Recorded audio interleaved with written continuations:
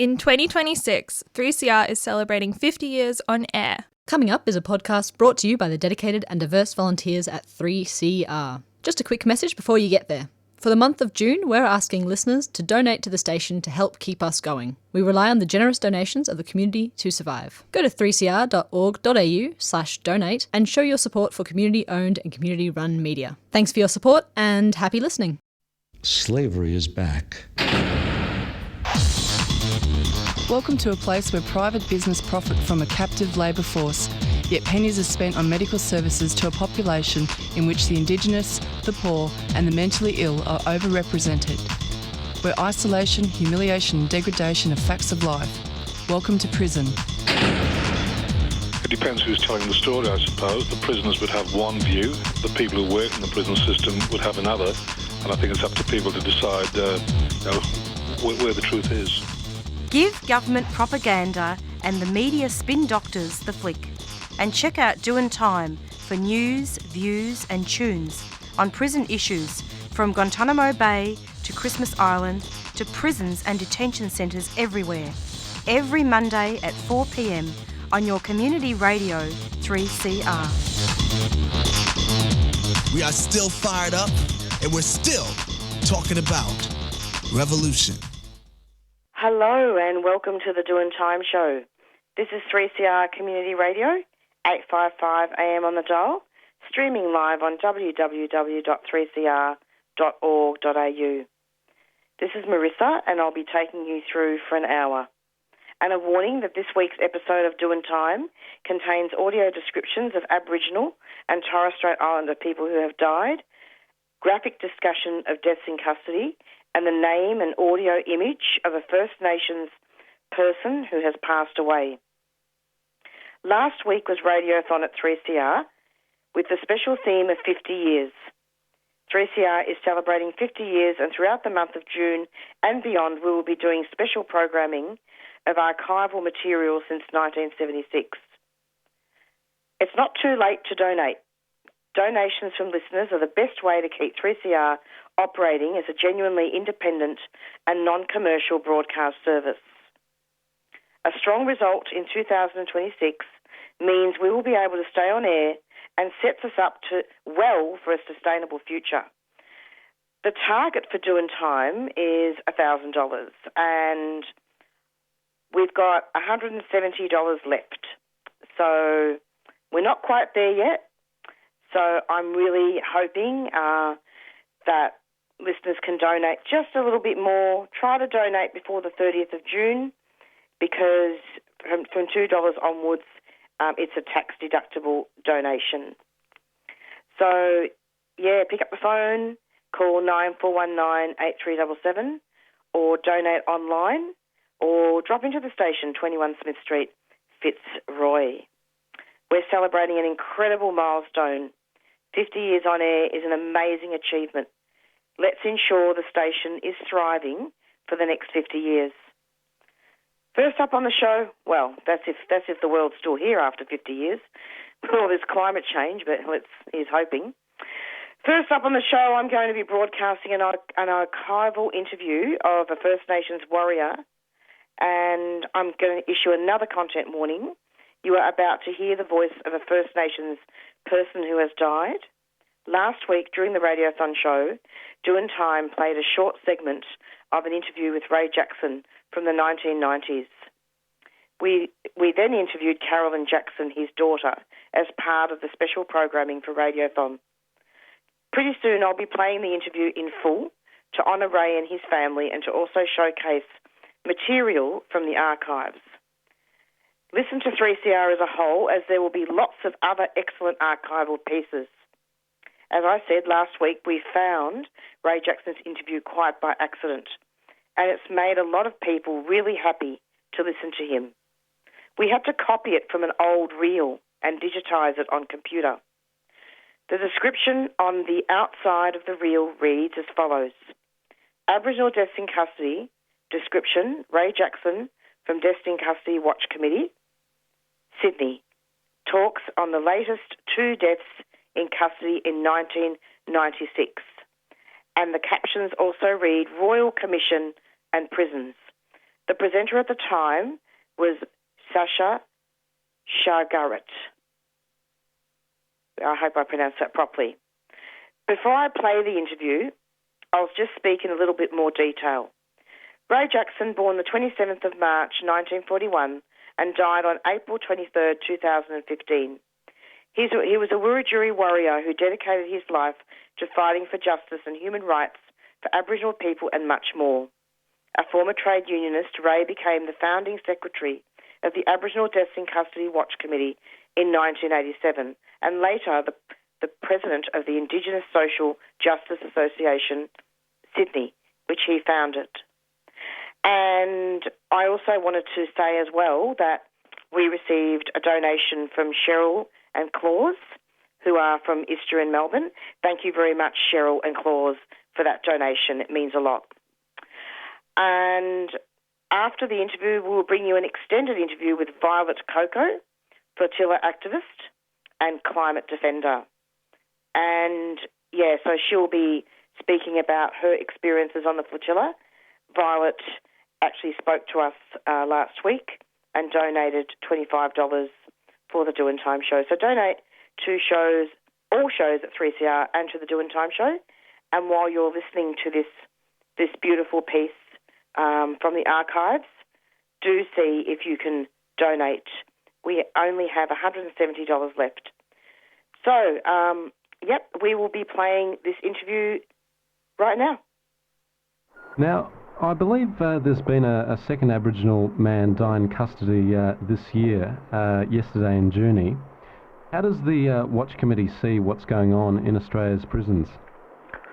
Well, this is the debate we've been having with TICNA over the first week of this year, is that there needs to be a national meeting of corrective service ministers, ourselves, Aboriginal legal service reps, and representatives from the office of Mick Dodson. Last year in New South Wales, there were 7 deaths. That was the highest recorded amount of Aboriginal deaths in custody in this state since 1980. Now, we do not want a repeat of 1995, and yet here we are at week 2, already up to 2 deaths nationally, our first for New South Wales. We've set up a meeting with Bob Debus for Thursday. He's the Corrective Services Minister, and we hope that that will be the first of a series of meetings with him and other custodial people to better implement the Royal Commission recommendations into the prison system. That has to be done. Ideally, we would like it to be done at a national level. We believe a national level would be a better way to deal with the matter. But there doesn't seem to be too much enthusiasm for that. So until we can ferment some excitement in that area, we're going along with the state meeting. Right, I see. Now, do you hold much hope for much change through these meetings? Well, there has to be. If there isn't any change and Aboriginal deaths in custody just keep increasing year after year after year, that shows either that the 339 recommendations are all wrong, or there is no willingness on behalf of the people who run the prison systems to do something with them, or both. The way we see it at this point in time, it is the latter rather than the former. There is not a real willingness on behalf of custodial people and corrections health services to implement and utilise the recommendations on a daily basis. If that was done, the deaths would, we believe, decrease. In every coroner's report that there has always been examples made where custodial staff or corrections health service staff have breached in their duty of care. Yet nothing is ever done with those people. We believe that when somebody is taken to task for a flagrant breach of duty of care then and only then will the people realise that these recommendations really mean something. They are, in fact, a part of their daily job, and they better understand them and utilise them a hell of a lot better than what they're doing now. Right. Well, now, as you were saying, 339 recommendations and I believe $400 million supposedly by Mr. Tickner to put them in place.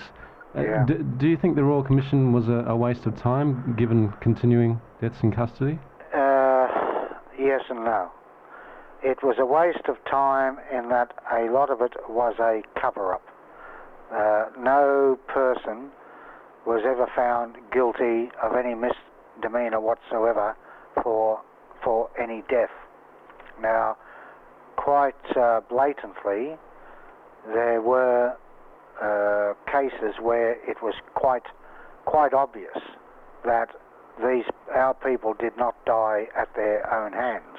One only has to think of John Patt, a 16-year-old Western Australian Aboriginal man who was kicked to death by 6 cops.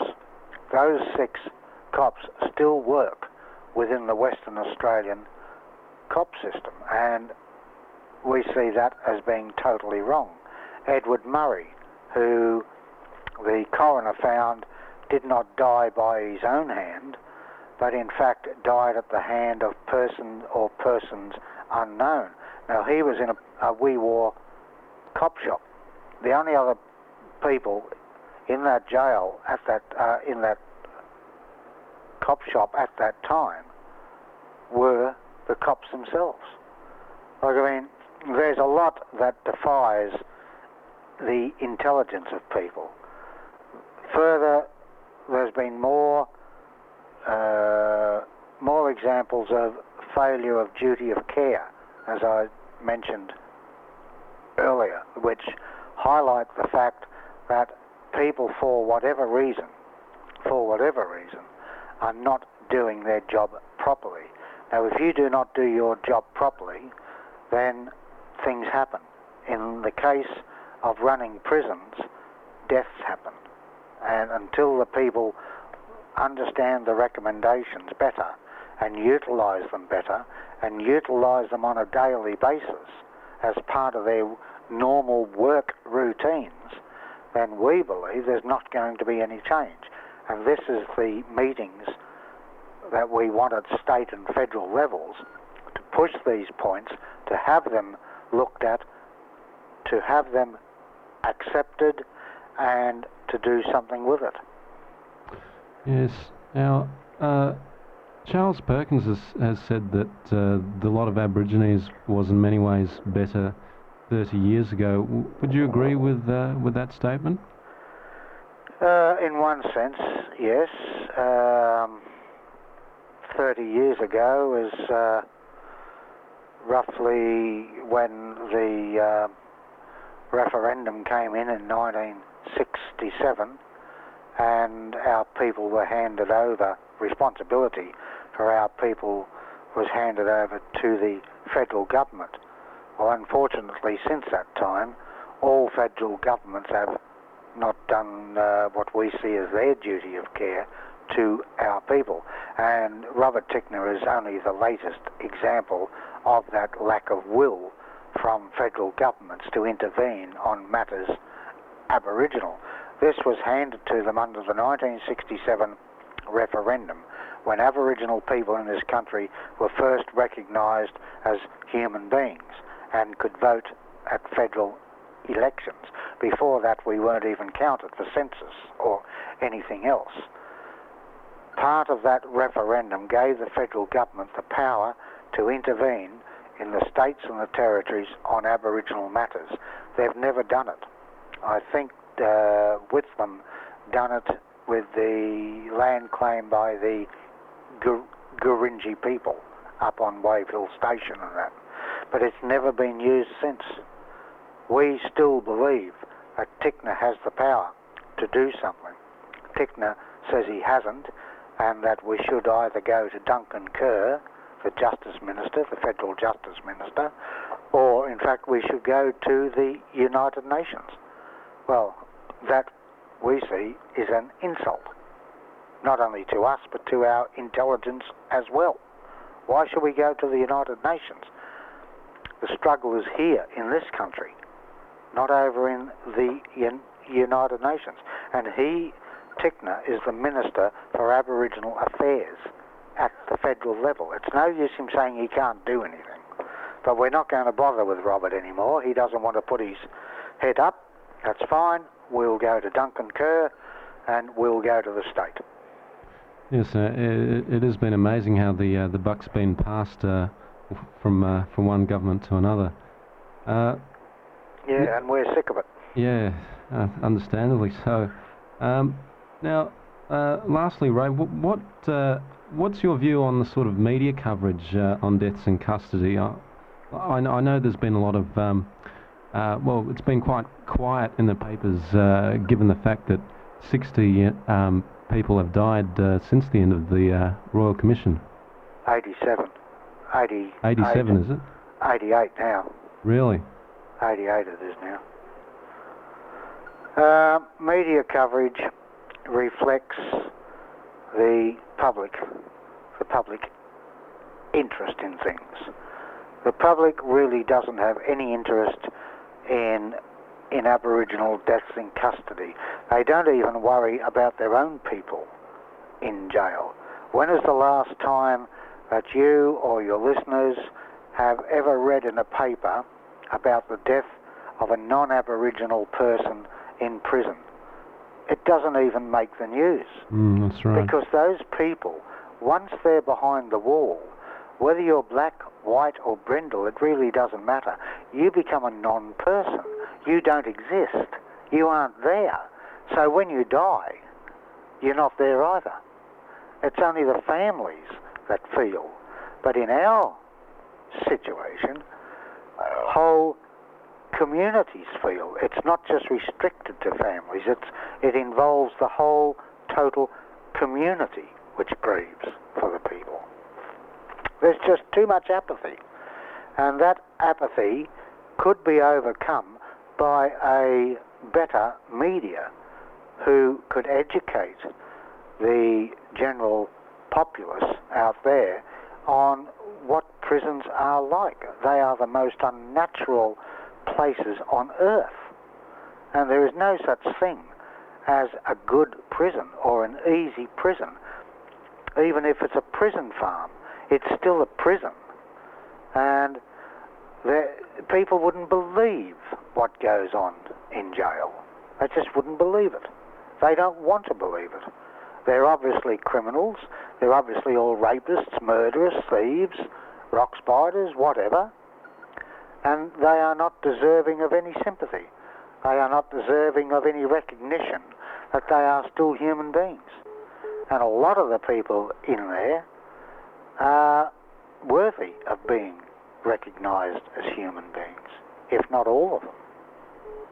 That's right, and it's amazing how the sort of popular stereotype works of prisons being like holiday camps. Yeah, I'm sick of that, where people see a prison with a tennis court there, or maybe even the odd swimming pool. What they don't seem to realise, in a lot of occasions, those tennis courts, those swimming pools, even a golf course which has been built out at Windsor, they are not for the use of the inmates, they are for the use of the officers. They're not for the prisoners. The prisoners are in their little cells. They don't get out on a golf course. They don't get out in the swimming pool. There's not too much tennis for them. It's not a holiday camp. It certainly isn't. Anybody who's done time will tell you what it's like. It's the daily fear of getting raped. It's the daily fear of getting bashed. It's the daily fear of getting set up by custodial officers with a sick mind who get their rocks off by playing mind games with people. Now, jail's not easy. Never has been, never will be. Well, Ray, thanks very much for speaking to us today, and all the best with your work. Good on you. Thanks. Thanks, mate. Thank you. And that was an archival interview with Ray Jackson, Uncle Ray Jackson, who is a First Nations warrior and did a lot of work, extensive work, with Aboriginal deaths in custody, building the movement to stop Aboriginal deaths in custody. And I just can't believe that he has gone, that he's passed away. But, yeah, listening to that interview, I haven't had a chance to listen to that in full, but it's actually brought back a lot of wonderful memories about Ray and his work. And what really stands out for me is when he says black, white or brindle, we've all got to unite. But, yeah, we're going to be going through to a few announcements, and then we'll bring you an interview with Violet, flotilla activist and climate defender. But first, we'll go to some announcements. 3CR, celebrating 50 years. Only 3CR takes things that the other radio stations wouldn't even take a sniff at. In early 1980, Dollar Brand visited Australia, and whilst he was here, he played a special benefit for 3CR in recognition of the station's role in fighting racism in South Africa. So I think our role as broadcasters was quite phenomenal in making those connections with people out there who probably had no other connections with other gay and lesbian people. The station is unashamedly left-wing, and many of its programs stick in the throat of political conservatives. 3CR, celebrating 50 years. To donate, call 03 9419 8377 or donate online at 3cr.org.au.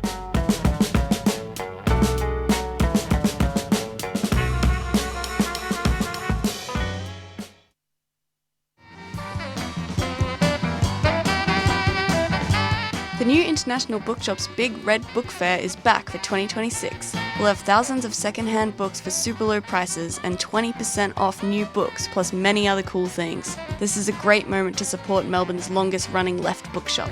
I'll see you on Saturday, the 18th of July from 10am to 5pm at Trades Hall, 54 Victoria Street, Carlton. Can't wait to see you there.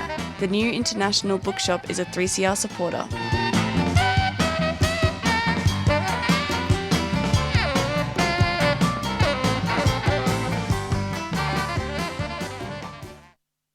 You're listening to the Doing Time Show, 3CR Community Radio, and this is Marissa taking you through until 5 o'clock this evening. And next up on the show, we're going to be interviewing and talking to Violet Coco. Violet was with us last week during our special Radiothon show, and she donated $25, and I'm really thank you so much for that. And we're going to be speaking with her shortly. So Violet, along with Ethan Floyd and quite a few other Fatilla activists, were intercepted at gunpoint in international waters as they're on their way to Gaza while trying to deliver life-saving aid to starving civilians in Gaza. And so the tens of thousands of Palestinians subjected to systematic abuse and torture remain in these detention facilities. And I wanted to speak with Violet about all this and have a longer interview with her because I really enjoyed her company last week. And I want to also speak to her about some of the actions that she has done in terms of defending forests and whether she's had any prison experiences. Hello, Violet. Welcome. Hello. Thanks for having me back. It's so lovely to have you, and thank you for taking the time. It's so important to share about these experiences and let's talk about what's going on in the world. Such Absolutely. a prominent time. Yeah, now Violet, a lot of the time we forget about self-care, don't we? And we also need to understand that a lot of people, the people that went on the flotilla, went through trauma. Can you talk about what happened to you on the flotilla? Yeah, before I jump into that, I just want to acknowledge that, what I'm about to talk about involves assault and sexual assault and violence. And so if any of your listeners have experience with those things, just to, take care of yourselves, to be prepared that that's coming, and reach out to your networks and resources if you feel overwhelmed or if it triggers something, because it was quite horrific. As you said, we were on the flotilla. We were 170 nautical miles from Gaza in international waters.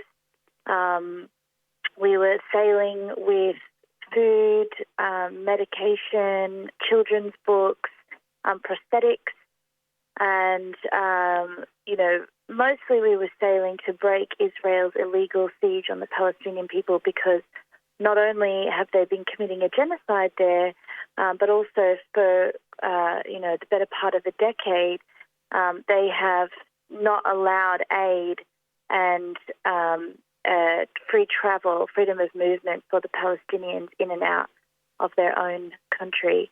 And so we were sailing to draw attention to that, and sure enough, Israeli military met us in international waters.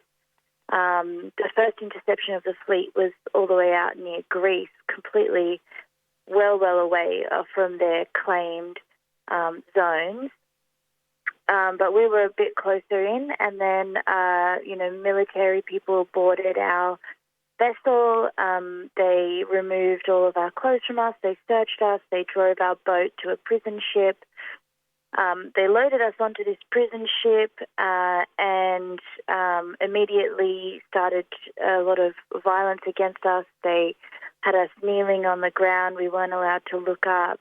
They cut all of our clothes from us except the most bottom layer. They then gave us all a number and one by one put us into a shipping container.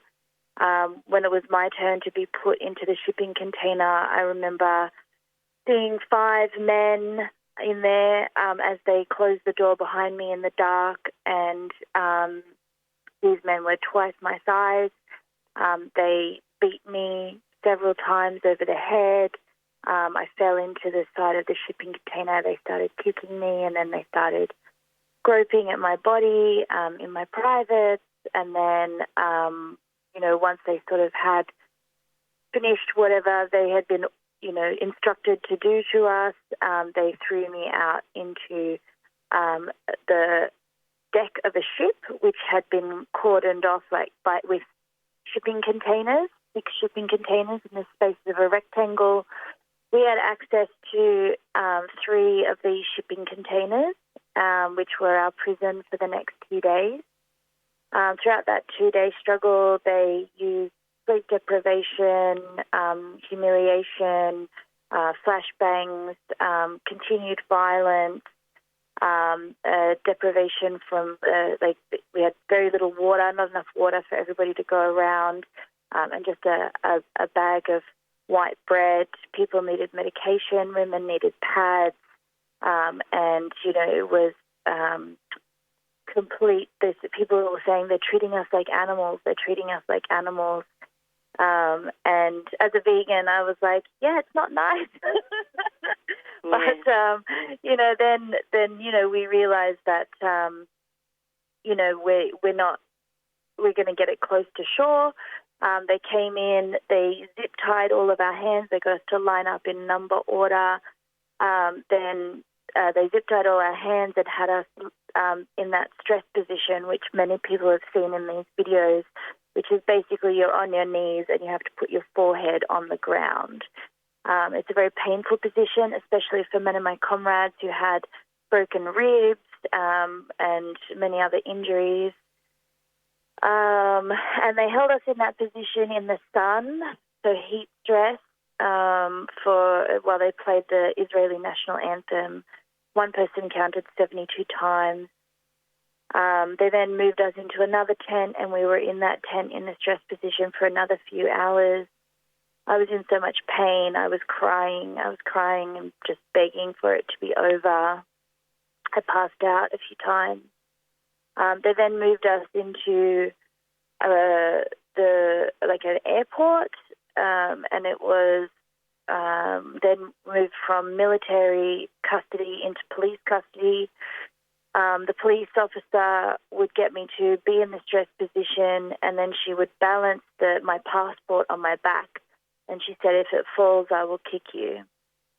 And after seeing how many injuries my comrades had sustained from their kickings, I did not want that to happen, so I was very terrified as they moved me from desk to desk, and in between each desk I had to balance this passport on my back in the stress position. From there, they moved us to Ashdot Prison, which was another night of torture, of sleep deprivation and no food and no water for 2 days. And in that prison, we experienced the writing on the walls from the Palestinian people, those 10,000 Palestinians which are still in these prison systems. And, 300 of those are children, some as young as 2. And, we saw the dogs there. They have German shepherds in these prisons, which they've trained to rape the Palestinian people who are in the prisons with them and supposed to be in their care. One thing that just shocked me throughout this whole experience was how much the Israeli people enjoyed this cruelty that they were implementing upon us all. They clearly felt they had a right, and it was clearly not a stranger to them to enact in these ways. And so, when I think about what I went through, it was so horrific, and, I've obviously been spending a lot of time healing from that trauma, and so have my comrades. Some of them are permanently damaged with brain damage and all kinds of horrible things. So I consider myself lucky that I'm not more hurt. And I know that, what got me through was thinking about my loved ones, my husband, and all the people who care about me at home, and feeling their strength with me, and knowing that they're safe, and knowing that I have a home to come back to. And I think about all the Palestinian prisoners who are in those prisons, in those awful situations, in these torturous situations, being assaulted, and they don't have that same guarantee. They don't know if they have a home to go back to. They don't know if their family is alive and safe. And so, I just pray for everybody listening to understand that the Palestinian prisoners, that is a front line that is so important for us to advocate for. We have to have these people released from this absolutely torturous situation. Well, I am very honoured that you were able to speak about this on this show, and I'm not surprised to hear all this. I'm not shocked. Yeah. But obviously we How could will we be shocked? issue another content warning that if people have been triggered by this, reach out to your resources, network resources. Violet, as you were speaking, I was listening very carefully, and I wanted to ask you, have other media outlets allowed you to speak so freely about this?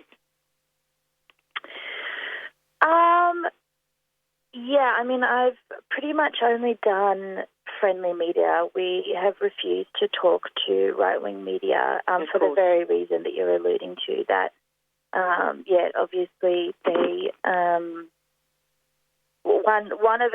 One of our people did a media interview with ABC, and they did really put the burden of proof on her, and I think that was very unfair. They were really treating her like she was under investigation for these claims. And who was that? Sorry, that was ABC, which was very shocking. The 7:30 report. Yes, the 7:30 report. Yeah, that's right. And it was very shocking because, when we were ejected from Israeli prison, all we had is the clothes on us. We couldn't take any photos. We couldn't get any DNA of our aggressors. All we have is our stories and the bruises on our bodies. And when we did get to Turkey, who agreed to accept us from Israel, and they, have the hospital records of all of their broken bones and all the people who spent days and days in hospital afterwards. But, we came home. Like we didn't grab everybody's records before we came home. We had nothing but the prison outfits on our back, and we just wanted to be home with our loved ones. And so, the burden of proof to be on people who suffered so much, and then have to basically escape this terrorist nation state was very horrific. Yeah, I actually found that quite shocking that the on the ABC report that the young woman was being interrogated almost about, why haven't you got the records? Why haven't you got the records? Yeah. And Neve did a fantastic job of holding her own on that, but it was definitely a wake-up call to all of us to not rest on our laurels on who we choose to speak to. Although, at least, it did receive media attention and there was a lot of exposure. Yeah, it's true. And, we obviously, the teams worked really hard to get some accountability from Penny Wong. Senator Faruqi is just my absolute hero at the moment.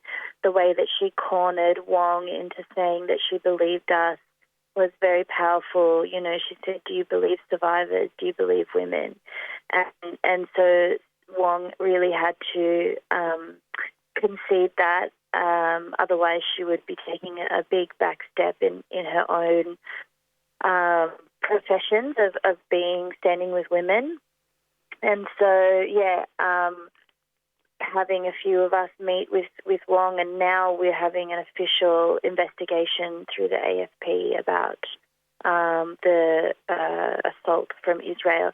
And again, it's difficult for us to be like, Israel hurt us when we were only in their custody for 4 days, and all of us can see that, Israel has been committing a genocide against the Palestinian people.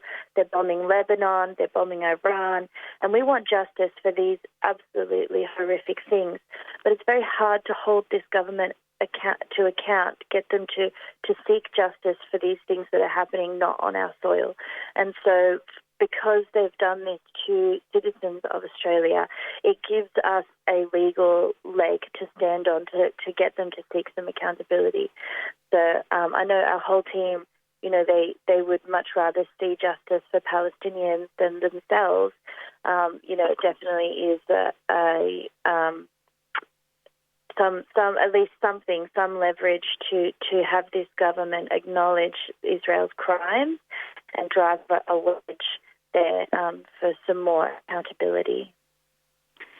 Absolutely. I mean, one of the things that I've been thinking about, and this is an injury to one is an injury to all, because it isn't just, yes, Palestinians, it's terribly important, but at the same time, we could all be next.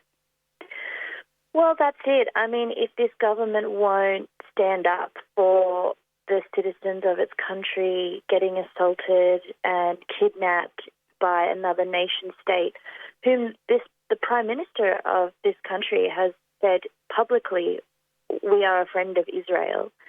And so to have one of our so-called friends abduct citizens and beat them, torture them, and sexually assault them,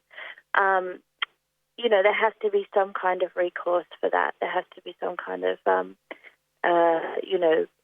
accountability. And so, hopefully that will happen. Precisely. And I think what stands out, with 3CR is the fact that we allow people to tell their stories, and we encourage people to tell their stories, and we expose the genocide of what's happening in Gaza, and we're not afraid to do it. Mm-hmm. Oh, yeah. Well, 3CR is one of the most important things in our community here in Naarm. The platform that it gives to people who need to be heard and need their story out there is just so important and so powerful. Not just Palestinian people, but also refugees and First Nations and homeless people and people in prison. I mean, every time I'm on cold for your show. I hear little snippets of people talking about prison, and it takes me straight back there. And it's very, very important that that's heard and that we sort of break down the veil of these places. How are you going, Violet? Do you want to end it now, or can you stay on for a little bit longer? Because I'm conscious that you may not wish to talk more. I can stay on. I mean, I really feel lovely and safe with you, so happy to keep chatting. Well, safety is very important on this show, and actually, I don't know if you heard the last snippet of Uncle Ray Jackson, who passed away. He was talking about Aboriginal deaths in custody just before I spoke to you. Yeah, I did hear that. Very powerful. Yeah. So I was going to say, I met you at the March for Forests, and then I saw this excellent article in the Sydney Criminal Lawyers, and it talked about how you spent 8 months in prison for defending. Was it forests? It was just 2 months. 2 months. It was for climate. Yeah. No, that's okay. These stories all they get bigger and bigger every time I hear. They're very good though. Yeah, go on. No. So basically, it was an accumulation of my work between defending the forest and climate work and already Palestine and peace work. Every time I do an action that involves an arrest, it kind of moves you up the criminal ladder. And in the end, it was a climate action, but I did get sentenced to 2 months at Dame Phyllis Frost here in Victoria, which, was a very powerful experience. I'm still connected with a lot of the women in there, and, the way that our prison systems are run is just horrific. The lack of care, the fear, the constant lockdowns, the access to medication. It's a really every chance I get to advocate for them, I feel compelled to. So thank you so much for this show, particularly because I think it's so important that those people have a voice. Absolutely, and a shout out to everybody who is inside, our brothers and sisters inside, and also a shout out goes out to Ethan Floyd and all the other flotilla activists. Also Gemma, I think she might have been on Monday Breakfast last week. And because when I interviewed Ethan a couple of weeks ago, his story was very similar. I think he might even have some injury as well around the head. He was saying.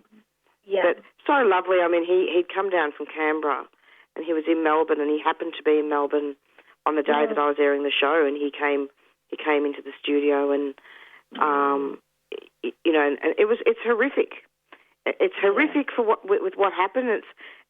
It's absolutely disgraceful and deplorable and violation of human rights for the people of Gaza. Yeah. I hear your passion, and I see it and double it. It's, there has to be an end to the crimes of Israel. We really, as the people of conscience of this world, and this is why I joined the flotilla. I knew the risk. I knew that I could be hurt, and I knew that people have died on the flotilla before, and I thought living through this time, we have such a responsibility to share the load of violence.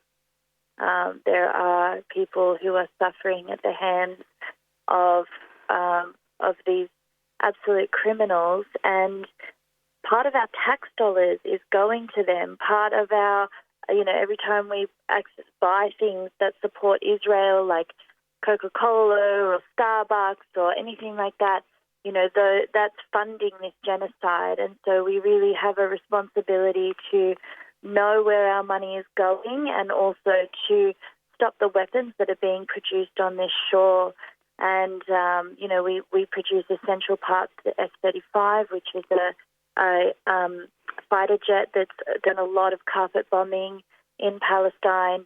And also we have Pine Gap in the centre of this continent, which is a military facility that's mostly run by America. And they provide essential information for drone attacks in the whole Swaana region. So it's possible that, the information for that bombing in Iran, for example, of the school, it's potential that the information for that bombing came through this continent and through that facility. And so we have a massive contingent of people heading to Pine Gap. Some are leaving next Saturday and some are leaving in a couple of weeks' time. And we're actually going to do a massive convoy all the way to the centre of this continent and hold a protest outside Pine Gap and call for the closure of Pine Gap. Now, when Penny Wong was asked about Pine Gap, she looked terrified. She said, "We don't talk about that facility." She wouldn't even mention it. It is such a touchy subject, and it is because it is such an important piece of infrastructure for the military-industrial complex, and the death that complex brings on. And so, we want to close that down. Today I was actually in court because I was arrested on Friday, unfortunately, for under suspicion of something that happened many months ago. And they just happened to put me on bail conditions that prevent me from leaving the state. And so I was in court today to make an application to vary my bail. That bail application will be going in on Thursday. So I'll be in front of the courts on Thursday, Magistrates Court, if anyone wants to come and support. Okay, tell us where it is and what time. Yeah, the Melbourne Magistrates Court in the morning on Thursday. I think doors open at 9, possibly court start at 10. We will be there to try and vary my bail to allow me to leave the state. While I was in the courts this morning, I heard the police officer saying, we're going to oppose the bail variation because there's a protest in Alice Springs. They've purposefully put these bail conditions on under contesting me being able to leave the state because they want to stop me from protesting at Pine Gap. This is what the police resources are going into right now. And it's absolutely atrocious. Femicide is up, gender-based violence is up, and the police are trying to stop peace protesters from stopping a genocide. That's what they're busy doing. So shame on Vic Pol, and we'll be fighting those in court on Thursday, and hopefully I'll be leaving to head to Pine Gap over the weekend. Well, I hope you are. And just a quick question, so if you can answer it, is that those charges, were they for protesting as well? Yes. Or something different? So allegedly, after the US bombed the school in Iran, some people went to the US consulate and poured some fake blood on their doorstep. And I'm being associated with that. Allegedly? Allegedly. That's what you're being charged with. Doesn't mean you did it. That's right. I mean, seriously? Why would cops want to waste resources on that? See, this is why I get angry. This is why I do the show, because basically this whole year or two, a lot of the shows that I've been doing have been about the extraordinary police powers that are being put through, and not only that, I mean, people's rights are being violated now. Absolutely. I mean, they're calling it strategic incapacitation. That's what the police acknowledge and train about. And it is to strategically incapacitate. It's to stop activists from doing activism. It's to stop protests from happening. And they do that through these bail conditions in particular. So basically they will arrest activists over trumped-up charges, have very, very little evidence all, if any. They raid houses, they bash down doors, they terrify people's housemates, and they harass activists, and then they put them on these bail conditions and then set the court date. My court date's not till December. The courts are not busy right now, and I'm in December. Why? Because they want me on bail, and they want me on bail because I'm easier to control on bail. And so, so they're basically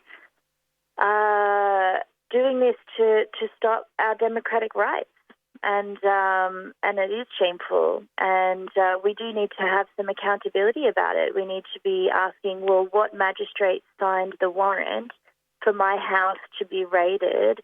For they've still got my phone, they've got my laptop. They woke my husband up at 7 o'clock in the morning and trashed my house, absolutely trashed my house. I wasn't here. I was on the flotilla at the time. And when they raided my house, yeah.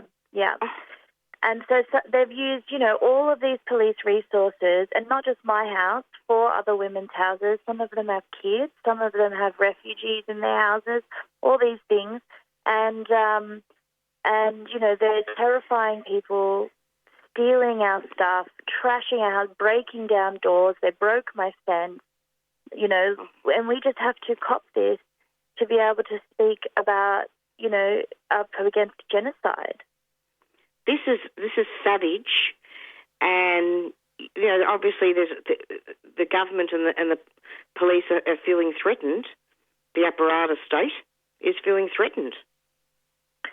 Absolutely, yeah. They want us quiet and they want us compliant, but they don't realise that every time they do things like this, all they do is make us louder, make us angrier, make us more determined to seek justice.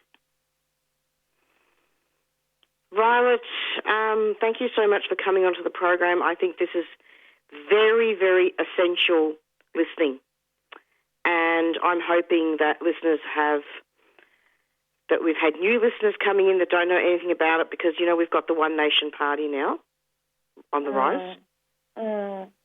And but that's for another show, I think. But we have to be very careful now. Don't get me started. Don't get me started. Oh, Violet, what's going to happen? What is going to happen? We have to stay positive, isn't it? Well, we have to care for ourselves. I mean, staying positive is one thing. I think, obviously, there's a duality there where, we need to honour our emotions, honour our grief for the world, honour our anger, honour the injustice. We can't be constantly positive because it's not a positive world, and that would be to deny our true nature and true reality. But we do need to have resilience.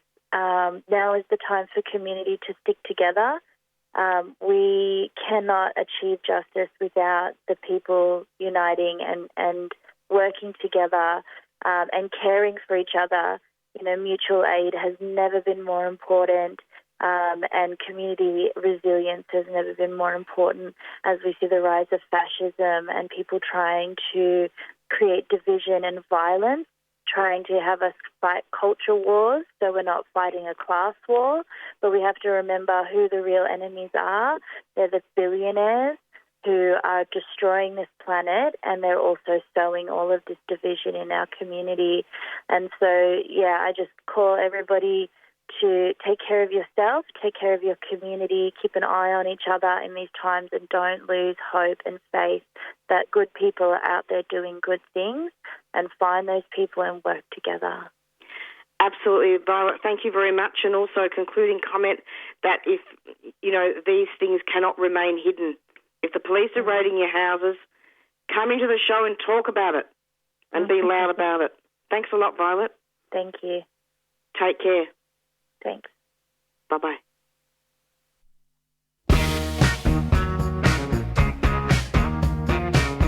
Tune in to the Beyond the Bars prison broadcast during NAIDOC Week 2026. Listen to 3CR each weekday at 11 a.m. from Monday the 6th through to Friday the 10th of July. We'll take you inside 6 Victorian prisons: Dame Phyllis Frost Centre, Barwon Prison, Fulham Correctional Centre, Loddon Prison, Margate Correctional Centre and Western Plains Correctional Centre. There'll be stories, songs, opinions and poems from the men and women inside while connecting with culture and community. The shows will be live on 3CR 855 on your AM dial, 3CR Digital and streaming via our website or the Community Radio Plus app. Head to 3cr.org.au/Beyond the Bars 2026 for more information. This country's black future is a fire with the right season, that burning school fire.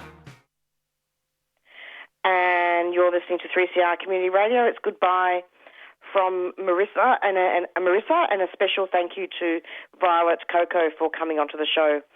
Thank you so much, and stay tuned every Monday 4 to 5 for the Doing Time show. The people united shall never be defeated. Bye.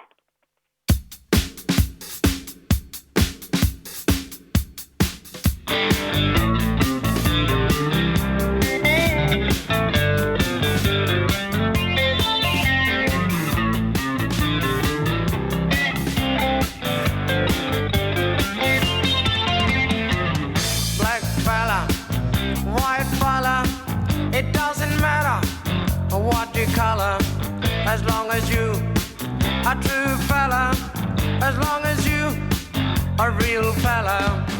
All the people of different races with different lives in different places. It doesn't matter what your name is. We got to have lots of changes. We need more brothers if we're to make it. We need more sisters if we're to save it. Are you the one who's gonna stand up and be counted? Are you the one who's gonna be there when we're shouting? Are you the one who's always ready with a helping hand? Are you the one who understands this family plan? Black fella, white fella, yellow fella, any fella, it doesn't matter what you color, as long as you a true fella. All the people of different races with different lives in different places. It doesn't matter which religions, it's all the same where the ship is sinking. We need more brothers if we're to make it. We need more sisters if we're to save it. Are you the one who's gonna stand up and be counted? Are you the one who's gonna be there when we shout it? Are you the one who's always ready with a helping hand? Are you the one who understands this family plan?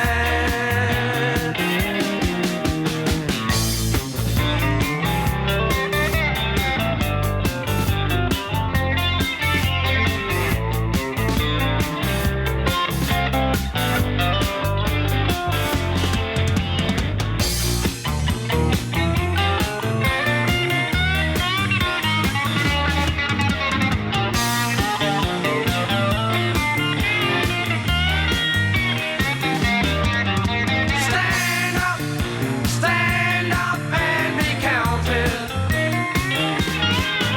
Stand up and be counted. Are you the one who's always ready with a helping hand? Are you the one who understands this family plan? Are you the one who's always ready with a 3CR celebrating 50 years. Did you enjoy listening to that podcast? 3CR is a community radio station, and you, the listener, are a part of that community. Right now, it's our radiothon. We need you to pitch in with a few dollars to keep the station going. We can't do it without you. It's easy. Head to 3cr.org.au/donate. Your donations really matter.